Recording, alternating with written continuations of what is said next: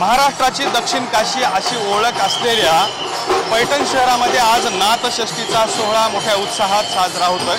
आपण बघू शकताय की ज्यांना संत श्रेष्ठ असं मानलं गेलेलं आहे ते संत एकनाथ महाराजांचं हे समाधी मंदिर आपल्या समोर आहे आणि याच मंदिरासमोर हा नाथषष्ठीचा सोहळा मोठ्या आनंदात, उत्साहात आणि जल्लोषात साजरा करणं सुरू आहे।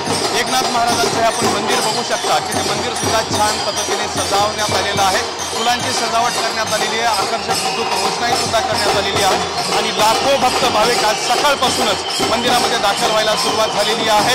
नाचत, अभंग म्हणत, टाळ मृदंगाच्या तालावरती या ठिकाणी हा सगळा जल्लोष आणि उत्साह सुरू असल्याचं आपल्याला पाहायला मिळतंय। पैठण शहरामध्ये नाथ महाराजांच्या या नाथषष्ठीला दरवर्षी लाखोंच्या संख्येने लोक येत असतात। 6 ते 7 दिवस हा उत्साह सुरू असतो।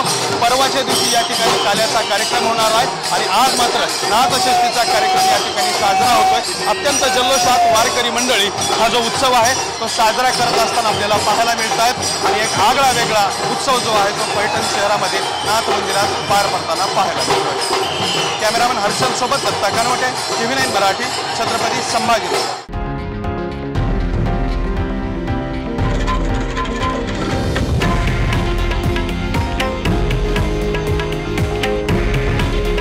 हे आहे देशातील नंबर 1 न्यूज नेटवर्क आणि आपण पाहत आहात TV9 मराठी।